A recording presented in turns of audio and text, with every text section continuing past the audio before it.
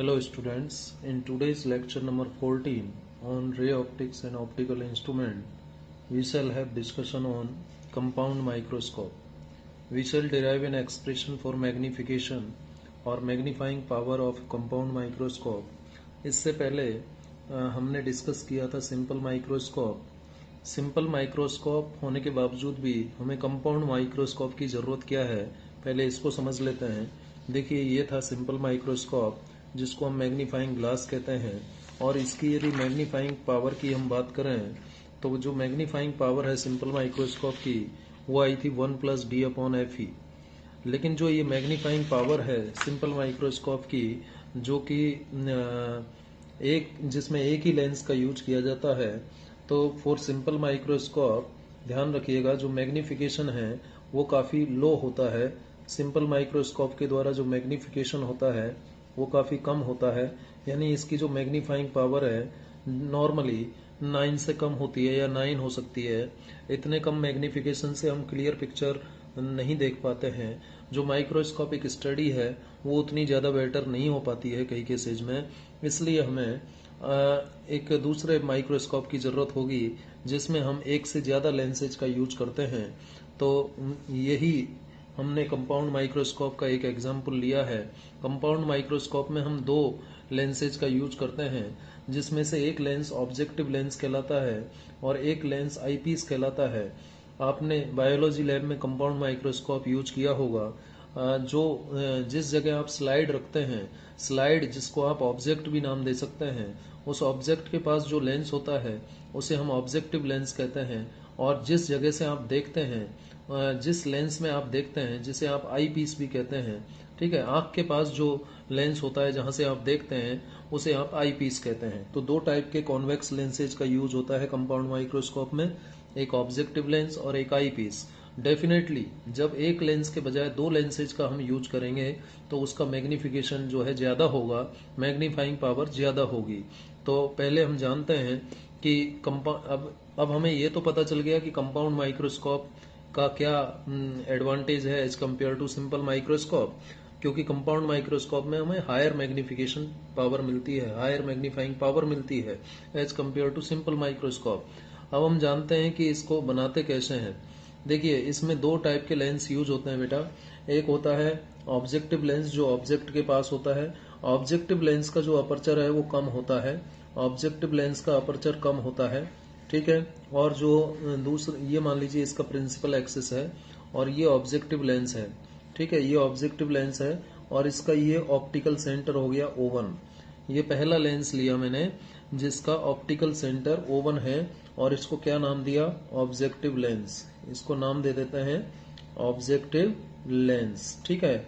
ये objective lens है. और जब इससे हम, ये ऑब्जेक्ट है, मान लीजिए ये ए बी एक ऑब्जेक्ट है, ए बी, ठीक है, ए बी एक ऑब्जेक्ट है. और इसको मैंने इस ऑब्जेक्टिव लेंस के फोकस से, ये मान लीजिए इसका मेन फोकस है ऑब्जेक्टिव लेंस का, ठीक है. इस ऑब्जेक्टिव लेंस का जो फोकल लेंथ है FO लिख देता हूं मैं.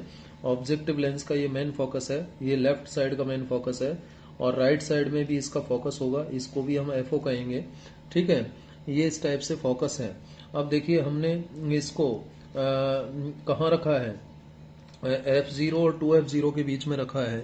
F0 और 2F0 के बीच में रखा है.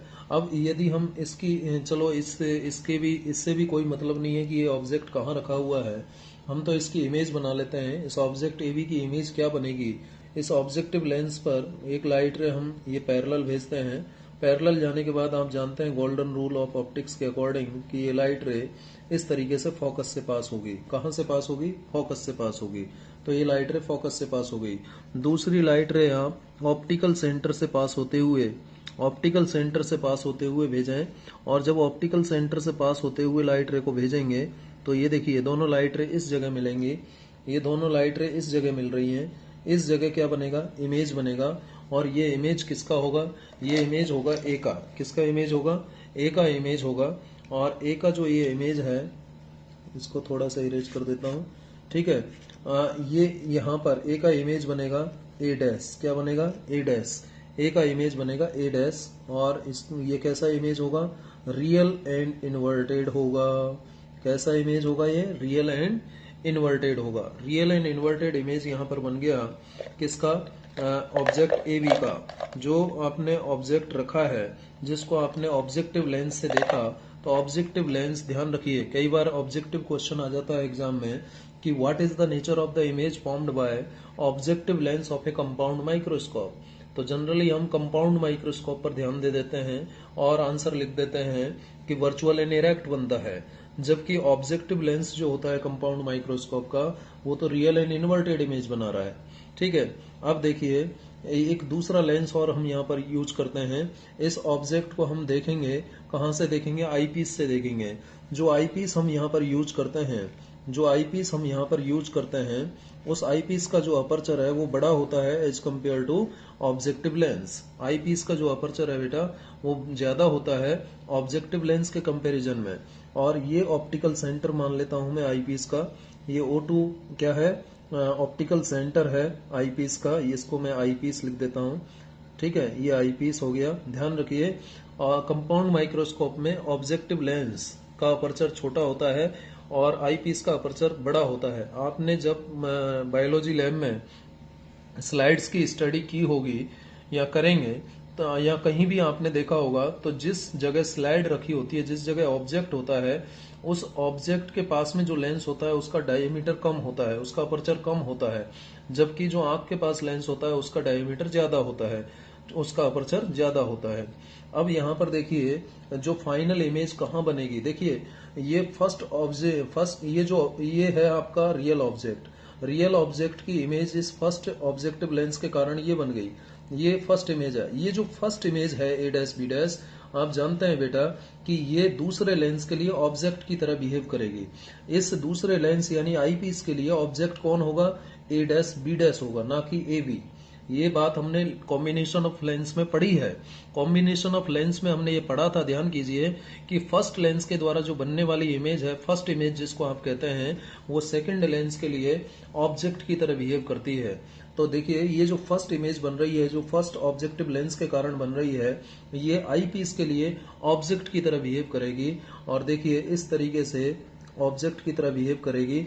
और इस तरीके से यदि हम एक लाइट रे पैरेलल भेजें, और पैरेलल भेजने के बाद ये कहाँ से पास हो जाएगी, फोकस से पास हो जाएगी। ये मान लीजिए इसका फोकस है और इसको हम कह देते हैं FE। क्या कह देते हैं, FE कह देते हैं। ठीक है, क्या कह देता हूं मैं इसको, FE कह देता हूं। थोड़ा सा दूर होगा फोकस, यहाँ पर नहीं होगा, थोड़ा सा दूर होगा क्योंकि अपर्चर ज्यादा है। तो ऐसा नहीं है कि इतना पास में फोकस हो जाएगा इसका।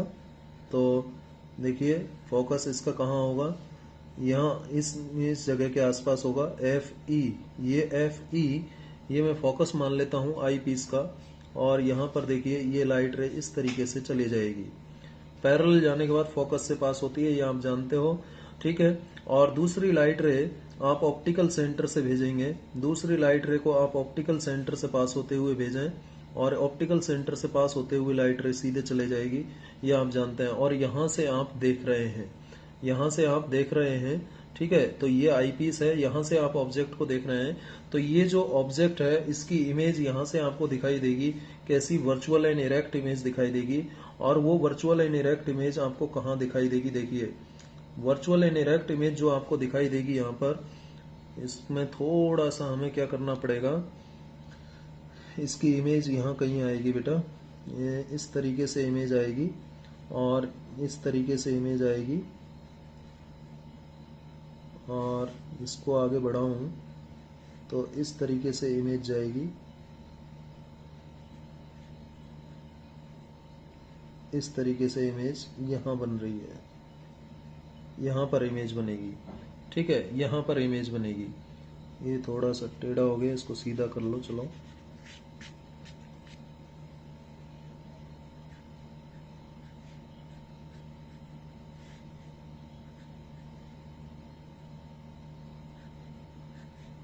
ये दोनों लाइट रे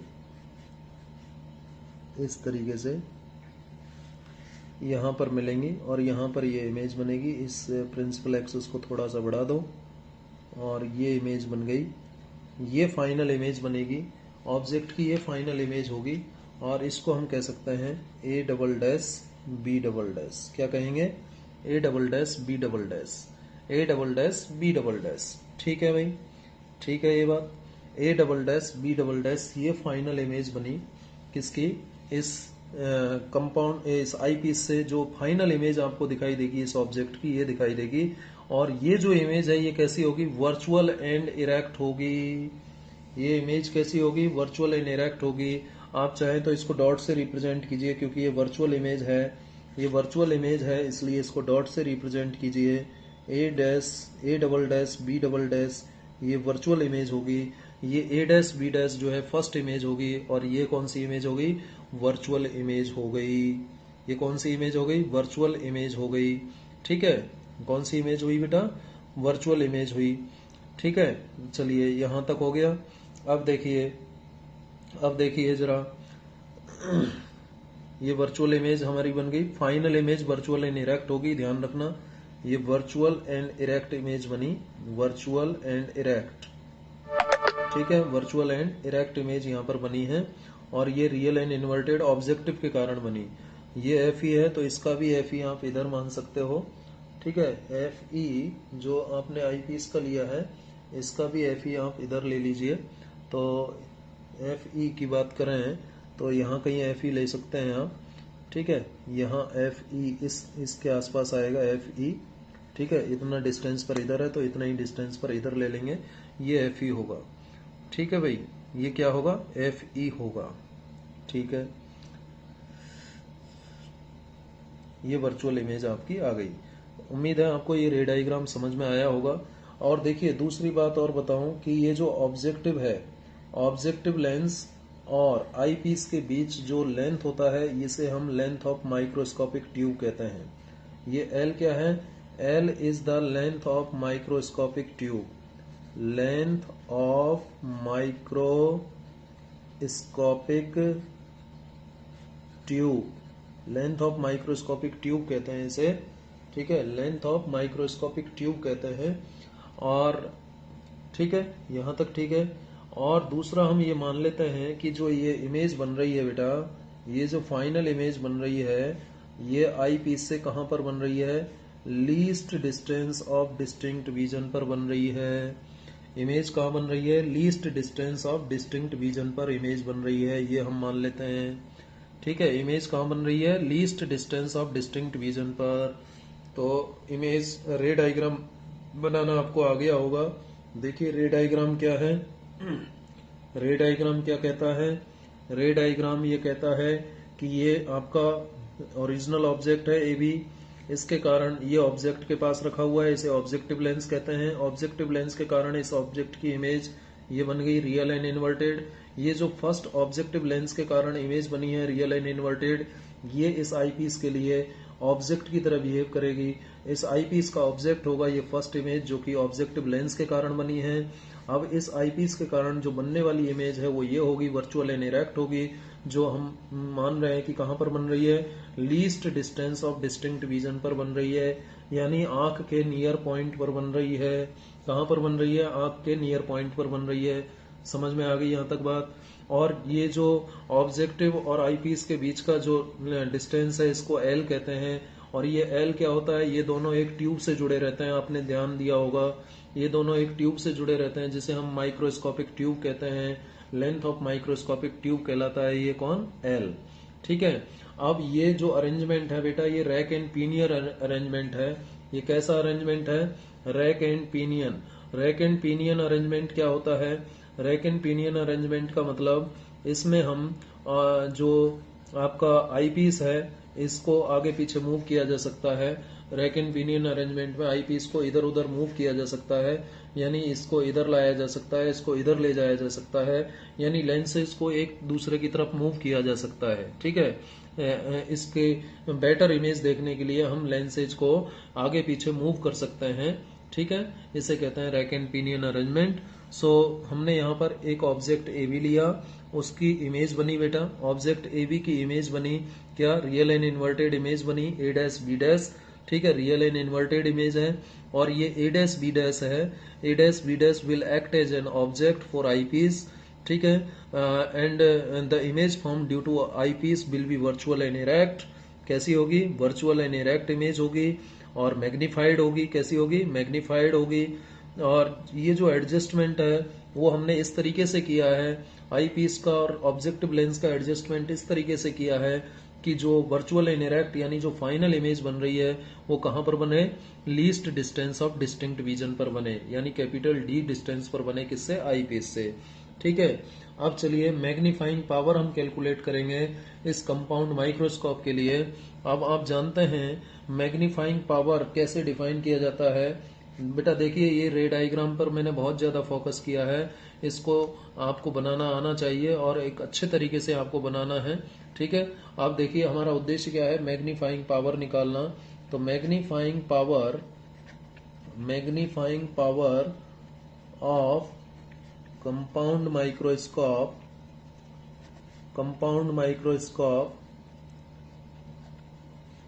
may be defined as the ratio, याद कीजिए क्या बताया था मैंने, मैग्नीफाइंग पावर, सिंपल माइक्रोस्कोप का जो डेफिनेशन होगा मैग्नीफाइंग पावर का, वही डेफिनेशन कंपाउंड माइक्रोस्कोप के लिए होगा। सो मैग्नीफाइंग पावर में be defined as the ratio of angles subtended by image and object on eye। ठीक है, आई पर इमेज और ऑब्जेक्ट के द्वारा जो एंगल सबटेंड किए जाते हैं, इमेज के द्वारा कितना एंगल, बीटा, और ऑब्जेक्ट के द्वारा कितना एंगल, अल्फा।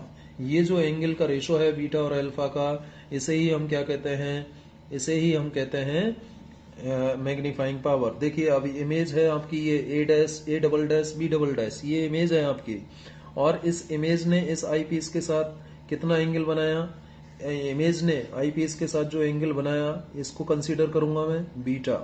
कितना ले लूंगा, बीटा ले लूंगा। भाई ये इमेज देखिए यहीं से तो आ रही है लाइट रे, ठीक है, ऐसा लग रहा है कि यहाँ से आ रही है, यहाँ इमेज बन रही है।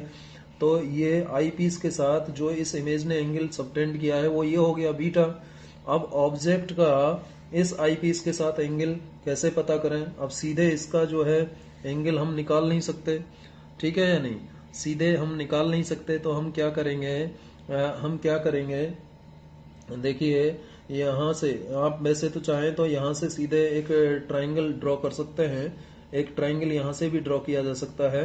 जैसे इस तरीके से मैं एक ट्राइंगल ड्रॉ कर दूं तो मुझे इस एंगल का पता चल जाएगा।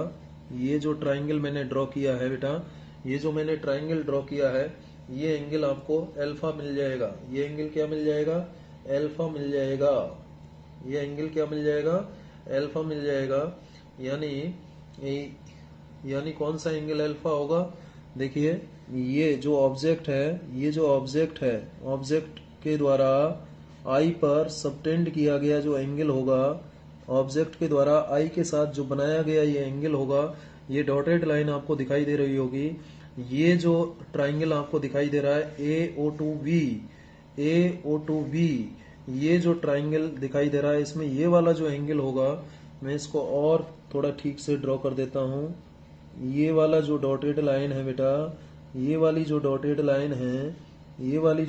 लाइन है, जो ऑब्जेक्ट जो है बना रहा है किसके साथ, आई के साथ, ये एंगल मान लेता हूं अल्फा है।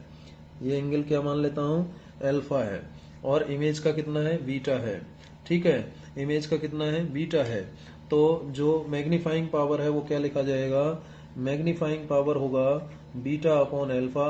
और आप जानते हैं बीटा और अल्फा दोनों स्मॉल होते हैं, इसलिए बीटा की जगह 10 बीटा लिख देंगे जिससे कि इसकी वैल्यू निकाली जा सकते, और अल्फा की जगह हम 10 अल्फा लिख देंगे। ठीक है, अब 10 बीटा और 10 अल्फा की वैल्यू हमें चाहिए, तो 10 बीटा की वैल्यू तो हम इस ट्राइंगल से निकाल सकते हैं। कौन से ट्राइंगल से, A double dash O2 B double dash, A double dash O2 B double dash, इस ट्राइंगल से हम निकाल सकते हैं। A डबल डैश, कौन सा ट्राइंगल यूज करें, using triangle A double dash O2 B double dash. इस ट्राइंगल का यदि हम यूज कर लें, देखिए कहां पर है, A double dash O2 B double dash, इस ट्राइंगल का यूज कर लें A double dash O two B double dash, A double dash O two B double dash, ये वाला ट्राइंगल यूज कर रहे हैं तो टेन बीटा क्या होगा, परपेंडिकुलर अपॉन बेस, और परपेंडिकुलर क्या होगा, यहाँ पर A double dash B double dash perpendicular होगा, और बेस क्या होगा, O two B double dash होगा, बेस क्या होगा, O two B double dash होगा। ठीक है, बेस क्या होगा बेटा, O two B double dash होगा। तो देखिए टेन बीटा हमारा आ गया, टेन बीटा आ गया A double dash B double dash divided by O two B double dash. ठीक है, ये इक्वेशन 1 हो गई। चलो इसको इक्वेशन 1 मान लो और इसको इक्वेशन 2 मान लो। अब हमें टेन अल्फा भी चाहिए, तो टेन अल्फा निकालने के लिए यूजिंग ट्राइंगल, कौन से ट्राइंगल का हम यूज करें, ट्राइंगल हम यूज कर लें, देखिए कौन सा ट्राइंगल यूज हो सकता है, ट्राइंगल यूज हो सकता है। देखिए अब यही डिस्टेंस आपको लेनी है, यही डिस्टेंस लेनी है, तो उस केस में आपको इसके बराबर देखिए ये आपको लेना पड़ेगा, क्यों यहाँ तक बढ़ाना पड़ेगा, क्यों बढ़ाना पड़ेगा, देखिए मैं आपको बताता हूँ। A1 और ये पॉइंट है बी डबल डैश, नीचे वाला पॉइंट क्या है, बी डबल डैश। देखिएगा जब थोड़ा सा यहाँ पर देखिएगा, ये पॉइंट बी डबल डैश है, इसको मैंने एक्सटेंड कर दिया। अब ये जो A1 बी डबल डैश है, ये AB के बराबर है या नहीं बेटा, AB के बराबर है। तो मुझे ये ट्राइंगल लेना पड़ेगा, कौन सा ट्राइंगल, ये वाला ट्राइंगल लेना पड़ेगा। ये जो मैं बना रहा हूं यहां से, ये वाला जो ट्राइंगल है ये लेना पड़ेगा। ठीक है, ये वाला ट्राइंगल आपको लेना पड़ेगा। कौन सा ट्राइंगल लेना पड़ेगा बेटा, यहां से नहीं, ए बी से नहीं, ये वाला नहीं है।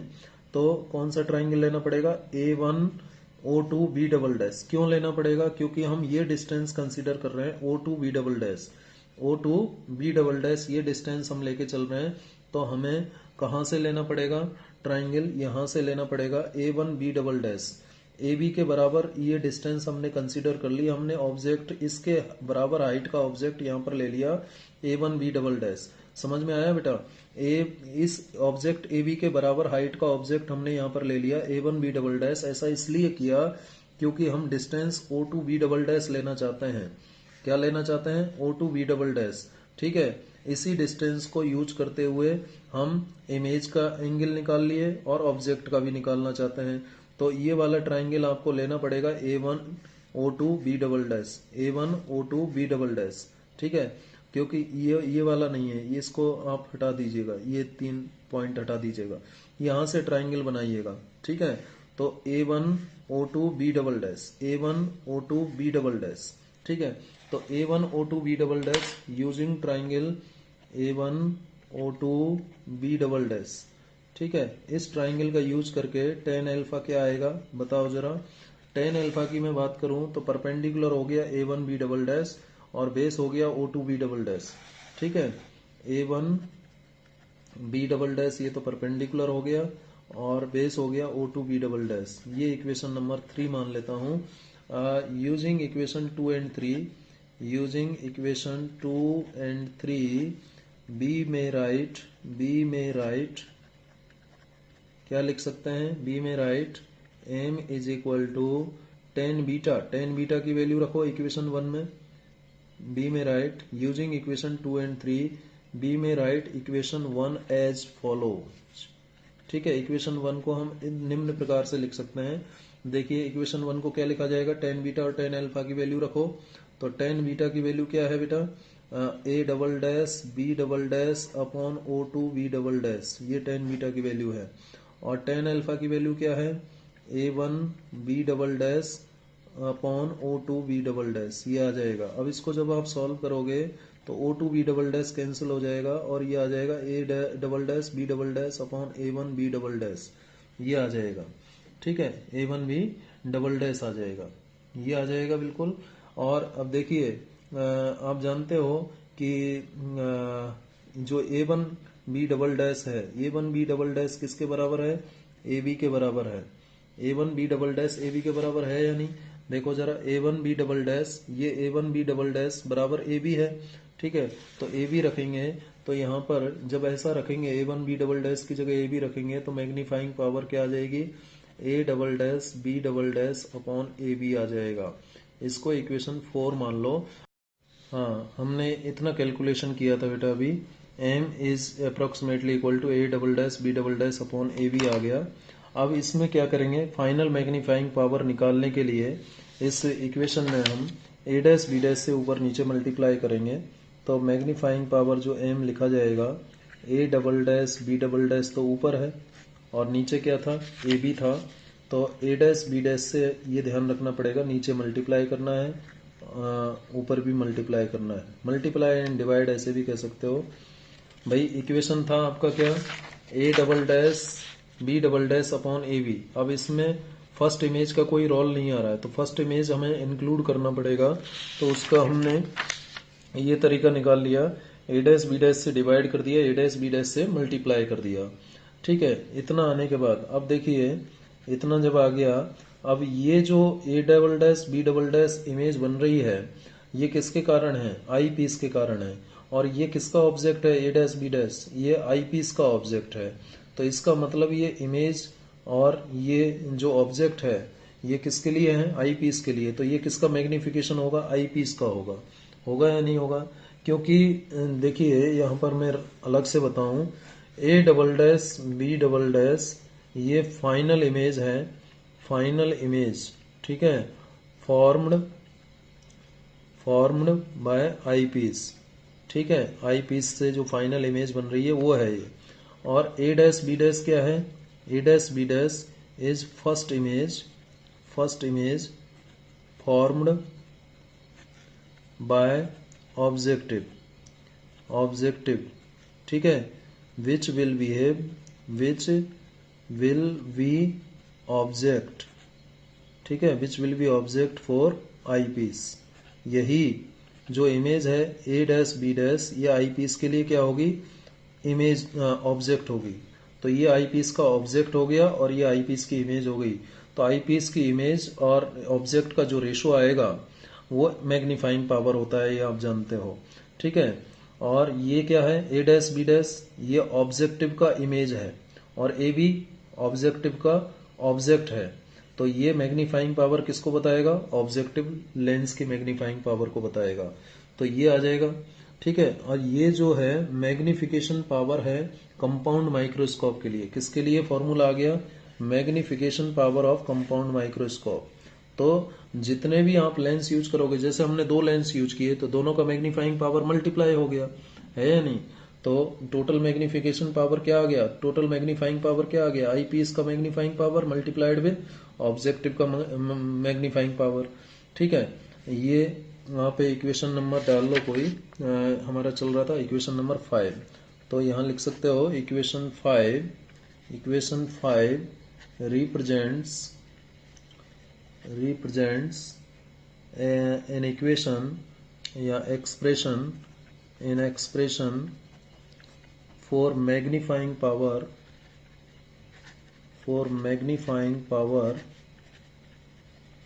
of compound microscope. ठीक है, अभी इसको हम दूसरे तरीके से भी लिख सकते हैं। देखिए, जो आई पीस का मैग्नीफाइंग पावर है वो आप जानते हो, जब इमेज कहाँ बने, least distance of distinct vision पर बने तो इतना होता है। और हमारे इस केस में जो इमेज बन रही है बेटा, वो कहाँ बन रही है, least distance of distinct vision पर बन रही है। ठीक है, तो least distance of distinct vision पर इमेज बन रही है, तो मैग्नीफाइंग पावर ये हो जाएगा। ये किसका मैग्नीफाइंग पावर हो गया, आई पीस का। और यदि आप मैग्नीफाइंग पावर की बात करें ऑब्जेक्टिव की, तो ऑब्जेक्टिव का जो मैग्नीफाइंग पावर है वो क्या है, आप लिख सकते हो ये a dash b dash upon A B, इस तरीके से है ना। अब a डैश b डैश की जगह आप और क्या लिख सकते हो, m o को आप ऐसे भी तो लिख सकते हो, a डैश b डैश की जगह आप लिख सकते हो इसका फोकल लेंथ कितना है, O1 FO upon O1 FO, ये सॉरी O1 B डैश, ये है ना इमेज यहाँ बन रही है ना ऑब्जेक्टिव की, तो O1 B dash upon O1 B, ये लिख सकते हैं ना, O1 B dash upon O1 B। तो यहाँ लिख सकते हैं हम O1 B dash upon O1 B, ये इमेज का डिस्टेंस हो गया और ये ऑब्जेक्ट का डिस्टेंस हो गया। इसको हम ऐसे भी लिख सकते हैं, क्योंकि ये तो इमेज को रिप्रेजेंट कर रहा है ना बेटा, और ये ऑब्जेक्ट को रिप्रेजेंट कर रहा है। तो इन टर्म्स ऑफ डिस्टेंस यदि लिखें तो इमेज का डिस्टेंस इतना हो गया O1 B डैश और ऑब्जेक्ट का डिस्टेंस O1 B हो गया। ठीक है, इस तरीके से लिख दिया। ये तो हाइट की टर्म में हो गया, A dash B dash upon A B, और ये डिस्टेंस की टर्म में हो गया। ठीक है यहाँ तक, ठीक है ना। अब जो देखिए O1 B डैश है, O1 B डैश, ये O1 O2 के बराबर हो सकता है, ये VO के बराबर हो सकता है, ये L के बराबर हो सकता है। मतलब क्या कहना चाह रहा हूं मैं, देखो ये O1 B डैश जो है, अब ये रैक एंड पिनियन अरेंजमेंट है। ये कैसा अरेंजमेंट है? रैक एंड पिनियन अरेंजमेंट है, यानी इसमें दोनों लेंसेज को एक दूसरे की तरफ मूव किया जा सकता है। जब एक दूसरे की तरफ मूव किया जा सकता है तो ये कंडीशन भी तो आ सकती है कि O1 और O2, ये O1 B डैश जो है, ये B डैश जो है यहाँ पर चला जाए, O2 पर चला जाए, यानी O1 B dash O1 O2 के बराबर हो सकता है, यानी ये इमेज यहाँ बनने के बजाय यहाँ बने। ठीक है, ऐसी भी परिस्थिति आ सकती है। और ये O1 O2 किसके बराबर हो जाएगा? L के बराबर हो जाएगा। और यही O1 B डैश तो VO होता है, तो VO इतना होने के बजाय इतना हो सकता है, O1 O2 के बराबर हो सकता है। तो वही तो लिखा है, O1 B डैश जो कि O1 O2 हो सकता है, जो कि V0 VO लिख सकते हो आप, ऑब्जेक्टिव का इमेज बन रहा है। और ये लेंथ ऑफ माइक्रोस्कोपिक ट्यूब के बराबर भी हो सकता है, क्योंकि हम जो बात कर रहे हैं वो रैक एंड पिनियन अरेंजमेंट की है। सिमिलरली O1B, क्या हमेशा O1B रहेगा? नहीं, O1B जो है O1 FO के बराबर हो सकता है। O1 FO के बराबर होने के बजाय ये माइनस UO हो सकता है, और ये हो सकता है FO। ठीक है, क्या हो सकता है? FO, ठीक है, विद नेगेटिव साइन। ये माइनस FO भी तो हो सकता है। ठीक है, कैसे? देखिए ये O1B है। अब जरूरी तो नहीं ना ऑब्जेक्ट यहाँ पर हो, आप ऑब्जेक्ट को फोकस पर भी रख सकते हो, तो O1B O1 FO के बराबर भी हो सकता है। भाई ऑब्जेक्ट को आप यहाँ रखने के बजाय आप फोकस पर भी रख सकते हो, तो ये O1B जो है O1 FO के बराबर भी हो सकता है। और O1 FO क्या है? फोकल लेंथ है, जो कि क्या होगा? नेगेटिव होगा, क्योंकि लेफ्ट साइड में है, तो माइनस FO। या फिर आप कह सकते हो ये ऑब्जेक्ट जब इस फोकस पर होगा तो ये ऑब्जेक्ट का डिस्टेंस कहलाएगा, माइनस UO हो जाएगा। ठीक है, तो इस तरीके से ये माइनस UO, ये सारी पॉसिबिलिटीज हो सकती हैं कि इसकी वैल्यू ये हो सकती है, ये हो सकती है, ये हो सकती है। सिमिलरली O1B की वैल्यू जो है, तो ये सारी पॉसिबिलिटीज यहाँ पर हो सकती है ना बेटा, कि O1B की वैल्यू जो है इसके बराबर हो सकती है, इसके बराबर हो सकती है, इसके बराबर हो सकती है। O1B डैश की वैल्यू इनके बराबर हो सकती है। अब जब ये वैल्यूज हो सकती हैं तो MO को क्या लिखा जा सकता है? MO को आप ऐसे भी तो लिख सकते हो, भाई A डैश B डैश की जगह या O1B डैश की जगह आप L लिख दें ऊपर, और नीचे माइनस FO लिख दें, ऐसे भी लिख सकते हैं ना। ठीक है, तो जब ऐसे लिखेंगे तो देयरफॉर इक्वेशन 5 क्या होगी? Will be M is equal to, M E क्या है? एम ई तो है आपका 1+D/FE। ठीक है, और एमओ क्या है? एमओ है L/-FO। ऐसे लिख सकते हो, या फिर आप ऐसे भी तो लिख सकते हो, M is equal to 1+D/FE। ठीक है, इंटू एल की जगह क्या लिख सकते हैं हम? एल की जगह एल लिखो, या फिर वीओ लिख सकते हो। ठीक है, वीओ लिख सकते हो, इसकी जगह माइनस यूओ ऐसे लिख सकते हो, ऐसे भी लिख सकते हैं ना। ठीक है, तो या तो ऐसे लिखो या ऐसे लिखो, तो ये हम एक फॉर्मूला मान लेते हैं, ये फाइनल रिलेशन कंसीडर कर लेते हैं। ये मैग्नीफाइंग पावर का फाइनल रिलेशन आ गया, तो इसको इक्वेशन नंबर हम 6 लिख देते हैं, इसको इक्वेशन 7 लिख देते हैं। इक्वेशन 7 भी मैग्निफिकेशन पावर को ही रिप्रेजेंट कर रहा है। So equation 6 also represents magnifying power 6 और 7 दोनों ही रिप्रेजेंट करते हैं magnifying power of compound microscope. तो 3 रिलेशन मैंने बता दिया आपको कंपाउंड माइक्रोस्कोप की मैग्नीफाइंग पावर के। माइक्रोस्कोप 3 कौन कौन से? M is equal to MEMO, और एक ये बता दिया इक्वेशन 6, और एक इक्वेशन 7 बता दिया। अब देखिए स्पेशल केस इसमें लेते हैं। स्पेशल केस क्या है? स्पेशल केस ये है कि इफ, अभी तक हमने जो ये डेरिवेशन किया है, ये डेरिवेशन कब किया है? व्हेन इमेज इज फॉर्म्ड, कहाँ इमेज बन रही है? इमेज कहाँ पर बन रही है? Image is formed at capital D. Capital D मतलब least distance of distinct vision, least distance of distinct vision, यानी नियर पॉइंट पर बन रही है। जब इमेज नियर पॉइंट पर बनती है जब इमेज नियर पॉइंट पर बनती है, ध्यान दीजिएगा, जब इमेज नियर पॉइंट पर बनती है तो फॉर्मूला ये होगा या ये होगा, ठीक है, या फिर ये होगा नियर पॉइंट पर जब इमेज बनती है। लेकिन जब image, if image is formed at infinity, यदि इमेज इन्फिनिटी पर बने तो उस केस में जो 1 plus D upon capital D upon F ई होता है बेटा, ये 1 plus capital D upon F ई, ये डी अपॉन एफ ई के बराबर लिखा जाएगा। यानी इस केस में क्या होगा, ये 1 जो है नेग्लेक्ट हो जाएगा, ठीक है, 1 की तुलना में ये डी अपॉन एफ ई जो है ज्यादा होगा, मतलब ऐसी की स्थिति आएगी, मतलब ऐसी स्थिति आएगी 1 is very very less than capital D upon F E, मतलब focal length of eyepiece is very very less than least distance of distinct vision. तो उस केस में ये कंडीशन आएगी, ठीक है, डी अपॉन एफ ई के बराबर हो जाएगा, 1 नेग्लेक्ट हो जाएगा। और उस केस में मैग्नीफाइंग पावर को क्या लिखा जाएगा, जब इसकी जगह डी अपॉन एफ ई आएगा और इसकी जगह ये आएगा तो इसको लिखा जाएगा डी अपॉन एफ ई और L upon F O, L upon F O with negative sign, F O negative है इसलिए। तो ये मैग्नीफाइंग पावर का फॉर्मूला होगा जब इमेज इन्फिनिटी पर बनती है। नाउ अब प्रश्न खड़ा होता है कि how can we increase the magnifying power of compound microscope. देखिए कैसे इंक्रीज कर सकते हैं, आप यहां से भी देख सकते हो कि आई पीस का फोकल लेंथ और ऑब्जेक्टिव का फोकल लेंथ आप कम कर दीजिए, एम बढ़ जाएगा, है या नहीं। आई पीस और ऑब्जेक्टिव का फोकल लेंथ कम करने से क्या हो जाएगा, मैग्नीफाइंग पावर बढ़ जाएगा। तो बाय मैग्नीफाइंग पावर यहां लिख सकते हैं, magnifying power of compound microscope can be increased. कैसे इंक्रीज की जा सकती है, by number 1 decreasing focal length of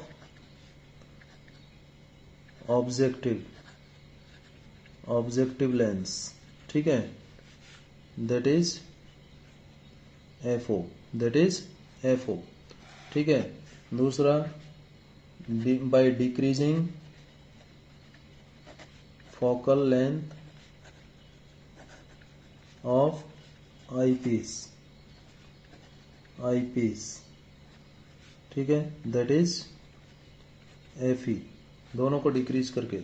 तीसरा बाय इंक्रीजिंग, किसको इंक्रीज करके, length of microscopic tube, that is L, तो मैग्नीफाइंग पावर बढ़ जाती है, ठीक है। L को बढ़ा दो, आप L को बढ़ा दो, FE FO को कम कर दो। तो इम्पोर्टेंट पॉइंट तो ये पहला और दूसरा है बेटा, ठीक है, ये दोनों लिखना जरूरी है कि फोकल लेंथ को कम, ऑब्जेक्टिव की फोकल लेंथ को कम करके, आईपीस की फोकल लेंथ को कम करके हम जो कंपाउंड माइक्रोस्कोप है उसकी फोकल लेंथ को बढ़ा सकते हैं, ध्यान रखिएगा इस बात को। और यहाँ पर ये भी ध्यान रखिएगा कि यहाँ थोड़ा सा ये आपको रे डायग्राम बनाते समय ध्यान रखना है, ये वाला पॉइंट नहीं है, ये वाला नहीं है, ये वाला नहीं है, ये यहाँ से आ रहा है, देखो यहाँ से आ रहा है, ध्यान रखिएगा, यहाँ से आ रहा है, ये वाली लाइन है, ठीक है। और ये आपने कंसीडर किया था ए बी के बराबर किसको माना है, A1 B डबल डैश को माना है, जिससे कि ऑब्जेक्ट, हमने ए बी के बजाय ऑब्जेक्ट को A1 B डबल डैश माना है, जिससे कि हम same distance O2 B double dash consider कर रहे हैं। यदि यहाँ से लेते हैं तो डिस्टेंस आएगी O2 B, जो कि फिर कैंसिल नहीं होगा आगे डेरिवेशन में। तो फिर हमने O2 B डबल डैश लेने के लिए क्या लिया है, ऑब्जेक्ट को AB के बजाय A1 B डबल डैश माना है, फिर आगे हमने A1 B डबल डैश को AB लिख दिया है, वो कोई प्रॉब्लम नहीं है। तो ये वाला पॉइंट नहीं है, ये वाला नहीं है, ये वाला नहीं है, ध्यान रखिएगा, रे डायग्राम अच्छे से बना लीजिएगा। तो ये बात हुई बेटा कंपाउंड माइक्रोस्कोप की, उम्मीद है आपको अच्छे से समझ में आया होगा। बार बार इस वीडियो को देखिएगा और अपना रे डायग्राम अच्छे से बनाइएगा, ठीक है। ध्यान रखिए कि least distance of distinct vision पर जब इमेज बनता है तो फॉर्मूला इतना आता है, ये होता है, ठीक है, या फिर ऐसे लिखते हैं ME इंटू MO, ठीक है, या फिर ऐसे लिखते हैं। और जब इमेज इन्फिनिटी पर बनती है तो 1 प्लस डी अपॉन एफ ई की जगह डी अपॉन एफ ई आ जाएगा और फॉर्मूला ये हो जाएगा। तो क्वेश्चन में आपको देखना है न्यूमेरिकल में कि वो इमेज कहाँ बना रहा है, least distance of distinct vision पर बना रहा है या फिर इन्फिनिटी पर बना रहा है। उसके अकॉर्डिंग आपको magnifying power for compound microscope का फॉर्मूला यूज करना है। और एक क्वेश्चन और आता है, मैंने आपको ऑलरेडी बता दिया कि how can be increase the magnifying power of compound microscope. तो इसका तरीका क्या है, just by decreasing the focal length of eyepiece as well as focal length of objective. In this way we can increase the magnifying power of compound microscope. तो उम्मीद है आपको ये समझ में आया होगा। Thank you very much.